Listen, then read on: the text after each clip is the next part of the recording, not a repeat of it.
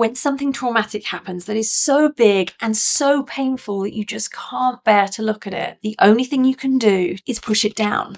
So let's talk about Dr. Julie's video about how the illustration that she gave with the balloon and pushing it down and how emotions get repressed and why we need to deal with this. So I'm going to tell you about the parts that I really agree with, and then I'm going to explain a little bit deeper around why it's not so simple. This way, no one can see it. And as long as you don't think about it, it's gone. So you carry on with life, and it takes everything you have to hold it under the surface. But then one small thing happens that triggers the memory, and everything comes to the surface, and it's too much pain all at once. So you lock it back up and you push it back down. And this can be the cycle that you have to live through again and again. And many people are so frightened to go to therapy because they think that is what is going to happen. But in reality, here's how it actually happens. We don't overwhelm you with everything. We carefully process the memories and all the emotions that come with it in a way that is safe and at your own pace, so that over time you can heal. The first thing is that it's true that when we just push emotions down and suppress them, that our body holds the stress of that and the pressure mounts. So I absolutely agree with that. But there are a couple nuances to really understand it.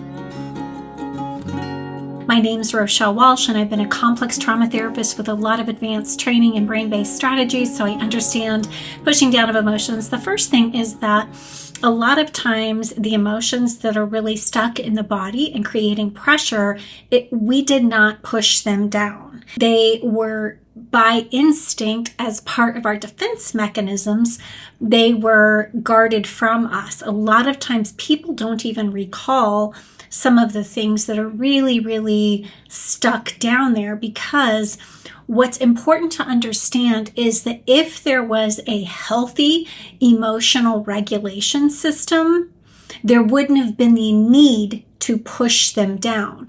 When emotions get pushed down, especially if this comes from childhood, it's because there wasn't the resource there to be able to effectively, for instance, move through them. So perhaps the child had the absence of an adult caregiver who was able to co-regulate with them, or they were given templates for how to move through emotions, how to speak of emotions, and how to actually process through them. So sometimes, most oftentimes, if there was this pushing down of emotions, it's because there was the absence of a healthy emotional regulation system, or it was too much, too fast, or too many other needs in the system. So maybe I can think about a time where I was dealing with a lot, and one of my children was really sick, and the needs of the system in terms of getting care and that sort of thing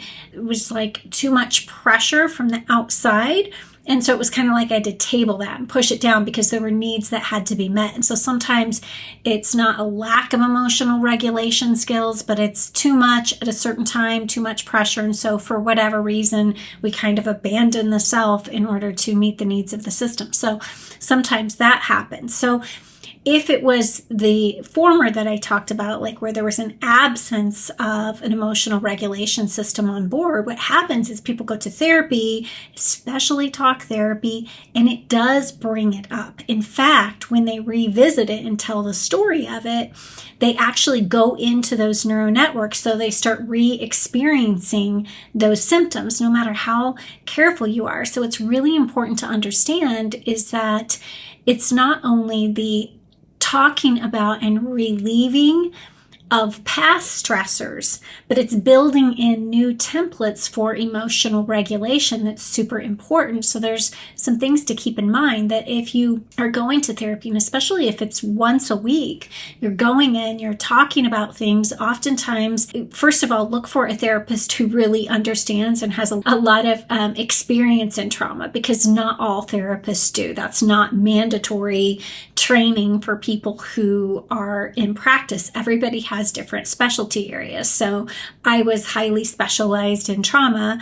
I was not highly specialized in other things that I would refer out for. So make sure that the person that you're going to has that training if you didn't grow up with a lot of emotional regulation from the adults in your life. Just know that you're going to need someone who understands that. So, and then often, so you need to be, if you're working on that and going to therapy for that, there also need to be strategies built in that are giving you capacity. So there should always be strategies taught to help you calm, not just going in and talking about the problem and then you're on your merry way.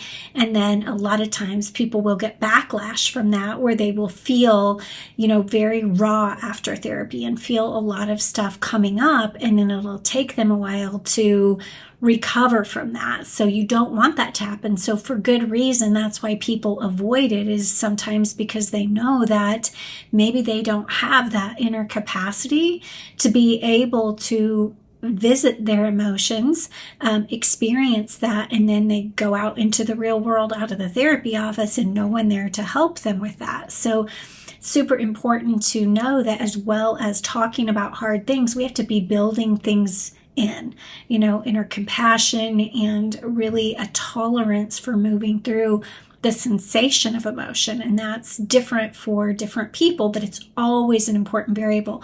The absence of emotional regulation is the number one predictor of the stress response. Yes, do we need to work through emotions? And yes, is it very unhealthy for our body to hold those? It is very unhealthy, but just know that if you had to push them down, there was good reason. There's nothing wrong with you. You're not weak. It's not a lack of resilience or a lack of wisdom.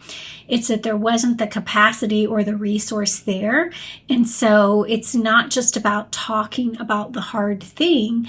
You have to build in that resource so that it's not disarming, so that you can move through it and get to a new place where you have increased capacity for your system managing through emotions, so that you can be like this, not numb out and also not get completely overwhelmed or shut down when big emotions arise, because life will, as we all know, life will continue to throw things at us.